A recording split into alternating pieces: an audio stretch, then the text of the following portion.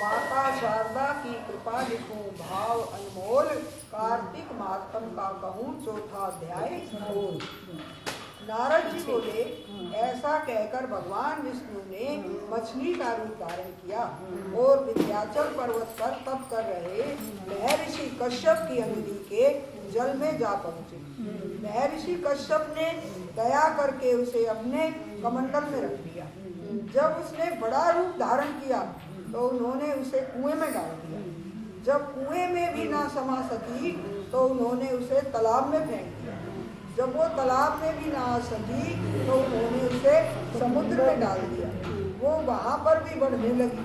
फिर उस मत्स्य रूपी नारायण ने उसे शंखासुर को मार डाला।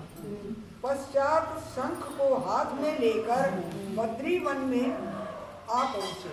बद्री नारायण में आकर उन्होंने सब ऋषि व महर्षियों को बुलाकर आज्ञा दी कि पानी में इधर उधर फैले हुए वेदों को ढूंढो और उन्हें शीघ्र निकालकर मेरे पास लाओ। तब तक मैं देवताओं के साथ श्री प्रयागराज में ठहरा हूँ।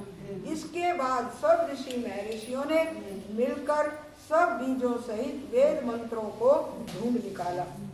उन वेदों में से जो जो भाग जिस जिस ऋषि को मिला वो उसी का हो गया। उस भाग के उसी दिन से वो ही ऋषि कहलाए। सब वेदों को लेकर ऋषि महर्षि प्रयागराज में आए और उन्होंने वे सब भगवान विष्णु व ब्रह्मा जी को समर्पित कर दिए। ब्रह्मा जी वेदों को पाकर बड़े प्रसन्न हुए। उन्होंने देवताओं और ऋषियों के साथ अश्वमेध यज्ञ किया। यज्ञ के अंत में देवता गंधर्व यक्ष नाग भगवान विष्णु को दंडवत करके प्रार्थना करने लगे। देवताओं ने कहा, हे देव, हे जगन्नाथ, हे प्रभु, हमारी प्रार्थना सुनिए। हम लोगों के हर्ष का समय है, इसलिए आप हमें वरदान दीजिए। नष्ट हुए वेद पुनः श्री ब्रह्मा जी को प्राप्त हो गए। हे लक्ष्मीपति, आपकी अनुकंपा से हम देवताओं को यज्ञ का भाग भी मिला है। ये स्थान आपके प्रसाद से आज पृथ्वी भर में सर्व प्रधान पुण्य को बढ़ाने वाला, मुक्ति तथा भक्ति को प्रदान करने वाला हो, ब्रह्म हत्या आदि पापों का नाश करने वाला, परम पवित्र और अक्षय फल को देने वाला हो। ये वरदान दीजिए। भगवान विष्णु ने कहा, जो कुछ आप लोगों ने कहा है वो मेरा ही ध्येय है। जैसा आप लोगों ने कहा है, अब ये स्थान आज से ब्रह्म क्षेत्र के नाम से पुकारा जाएगा। इस स्थान पर गंगा जी व सूर्य पुत्री यमुना जी का संगम होगा। श्री ब्रह्मा जी सहित यहाँ पर निवास करूँगा। यहाँ पर किया हुआ जप तप तथा दान महान फलदायक होगा। पहले जन्म में किए हुए पाप, ब्रह्म हत्या आदि भी इस तीर्थराज में स्नान करने से नष्ट हो जाएंगे। जो लोग अपने पिता आदि को यहाँ लाकर तर्पण व श्राद्ध करेंगे, उनके पिता मेरे स्वरूप को प्राप्त करेंगे।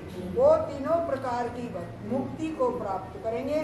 मकर संक्रांति पर माघ मास में प्रातःकाल यहाँ आकर स्नान करने वालों के दर्शन मात्र से ही पाप मिट जाते हैं। ठीक उसी तरह जिस तरह सूर्य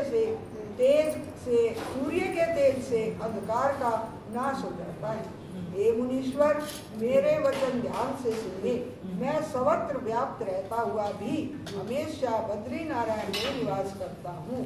सैकड़ों वर्ष तक किसी दूसरे स्थान पर तप करने का जो फल मिलता है वही फल यहाँ एक दिन में मिल जाएगा। जो मनुष्य मेरे इस स्थान बद्रिकाश्रम का दर्शन करेंगे वो जीवन मुक्त हो जाएंगे और उनके समस्त पाप नष्ट हो जाएंगे। सूत जी बोले, ऐसा कहकर भगवान विष्णु अंतर ध्यान हो गए और देवतागण भी अपने अंशों को वहीं छोड़कर चले गए। जो मनुष्य इस कथा को श्रद्धा पूर्वक सुनते हैं वो श्री प्रयागराज व बद्रिकाश्रम जाने व स्नान करने के समान फल प्राप्त करते हैं। बोल श्री विष्णु भगवान की जय। आज हम बद्रिकाश्रम में घूम लिए हैं। जय हो मेरे माँ के बिहारी लाल की बद्रिका जय। केदारनाथ में इतना प्रलय आता, मुक्ति मिलती है वहाँ जाने से। जय हो माँ के बिहारी लाल।